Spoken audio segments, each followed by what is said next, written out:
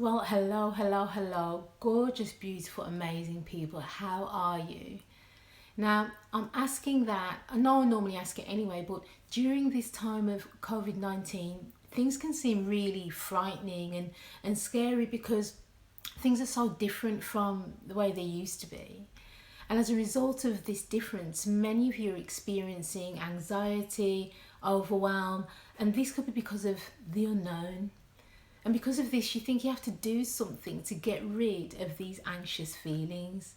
Now, it could be something physical, you need to move your body, you might use a different technique to reframe just to move away from the feeling. However, having been around behavioural change for almost 30 years now, what I know is that eventually the doing of the techniques and the practices at some point just doesn't work. And so you're left looking for something else. And that's why I've put this information together so that if anybody who's tried everything, practices, tablets, mantras, and they're not working, then maybe this is something that can help you or even help a friend. So what I'm talking about isn't a doing, but it's an understanding. Now, what does that mean? I'm talking about understanding where your feelings are coming from. And then when you understand that, the feeling doesn't feel as bad, and so you're not so overwhelmed, and you can have moments of clarity where you can see more clearly what to do in that situation. So if you understand that your thoughts are creating your feelings and that you try a technique or a reframe and that's working for you, then that's great. But what we're doing right now is to look more upstream. Look at not the content of thought, but the nature of thought. So traditionally what would happen is that you'd have a thought, one initial thought, and then what you'll then have is more thoughts that add to that. This then intensifies the feeling, which then you have more thinking about the feeling. You then get overwhelmed, and then you think you have to do more to get rid of that feeling. So you've got different layers.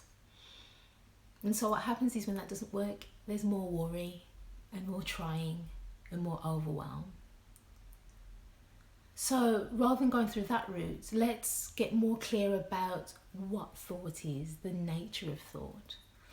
So first of all, what I normally say is put a thought in my hand. Go on. Now the thing is, you can't, because a thought isn't a thing. Thought is energy. But what happens is that people think that thoughts are things, and we treat it as if there's something we need to get rid of. But if you recognise and you can see, as we demonstrated, that thought is energy, can't be seen or touched, what are you trying to get rid of? See, when we believe our thoughts to be true, our body responds to that feeling. And that feeling is the same as if you were in a physically dangerous situation. And so the body just gets ready to deal with that fight or flight. It doesn't know that there isn't a situation to run away from. It's the feeling, the experience. So what is a thought? They say we have between 20 and 60,000 thoughts a day. I mean, I don't know who measured that, but what happens is the thoughts that we select could be similar to thoughts that we had yesterday, or we've seen on social media, or something a family member said. And as such, these thoughts are familiar and they resonate with us. And then you have this one thought, and then similar thoughts are attached to it and make it even bigger. So for example, let's start with the coronavirus, for example. What thoughts come to mind? No job, no food, no income. And so then that builds up, and then what feelings do you have? Fear, anxiety, and overwhelm. And so what do you think then happens?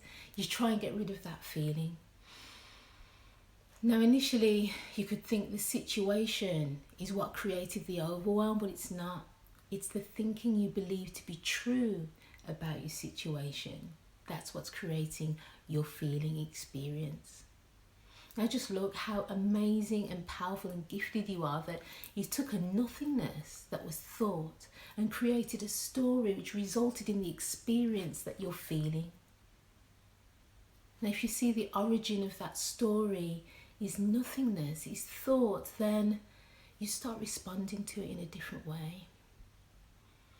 Now for example, in seeing it doesn't mean that the feeling disappears altogether. You still might have feelings of anxiety, but what you see now is that it doesn't control you. And over time, as you start to look to the source of that story, it no longer overwhelms, controls you, and you can see through to the heart and the truth of your experience. Now, I'm going to leave a link below so that you can get access to a worksheet that hopefully can help you to see more clearly if you're in a situation where you're feeling anxious. And also just subscribe to the channel, because I intend to, and still do, release videos every single week, and even more so now, just to share my experience, the expertise, to help you to see more clearly yourself and how we're creating our experience moment by moment, so that you can experience more peace, more calm, more clarity in order to deal with the situation day by day. Take care. Bye.